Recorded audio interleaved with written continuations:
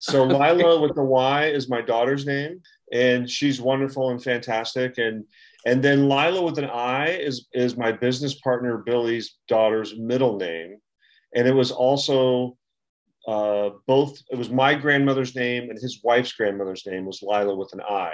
So when we were going through the naming process, we had a trademark lawyer. He shot a lot of our names down so we wouldn't get sued. But we figured out that we shared that bond with the names of our daughters. And so the names of the two daughters, they were both 13 and 10 at the time. So that also kind of played into the idea and the concept of this like kind of playfulness and this idea of curiosity and discovery throughout the restaurant.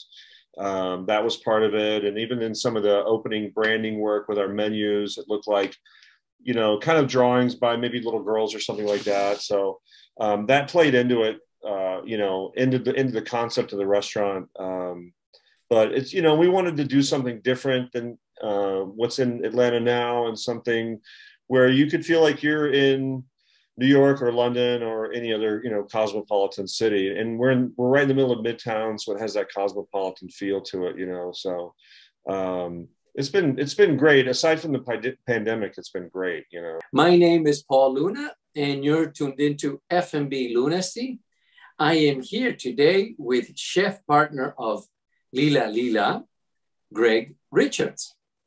Hello, thanks for having me. Chef, talk to us about Lyla Lila. Where are you located?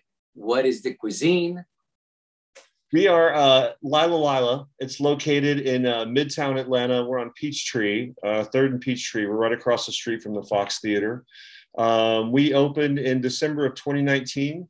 And I guess you would call our food Italian inspired, or Italian with an expanded pantry. So I'm Italian trained as a chef, and that certainly informs the food, but we don't limit it too much to just Italian, I should say. Why did you become a chef?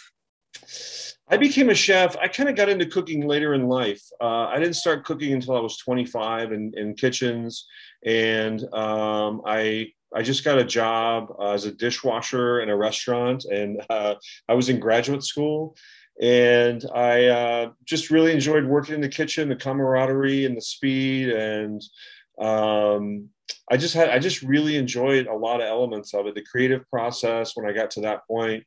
So I just kept doing it, and I had another career as an editor for a publishing company. I have an English literature background, and I did that for a little while, but then I decided I really just wanted to cook full time. So I made the commitment to working at night instead of during the day, and made that commitment. And then, was a line cook. And I just always wanted to be a chef. I always wanted to own my own restaurant. That was always a goal as well. So, I didn't go to culinary school. I just bought a lot of books, cookbooks, and watched people, and learned pretty quickly, and moved up, and eventually became an executive chef. Who was your inspiration?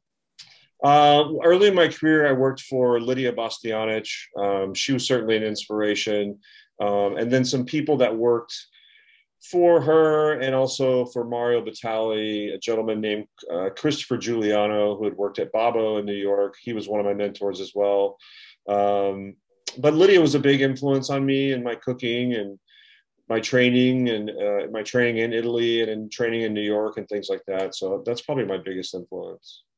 Do you have any kitchen nightmares? Oh, kitchen nightmares.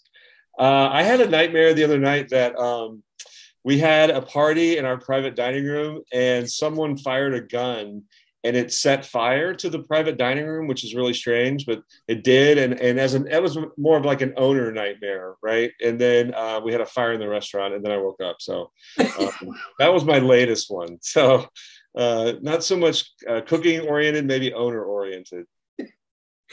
Chef, are you a breast or a legs man? That's funny. You mean, I hope you're talking about chickens or birds. Ducks, yes. Whatever. I think they both have, I like them both. I think they both have their own place in cooking and other places. So I think I'm both. What's important, taste or food presentation? Taste by far. I say this a lot. I see with the onset of some social media and Instagram, I think some people get more carried away with the presentation side.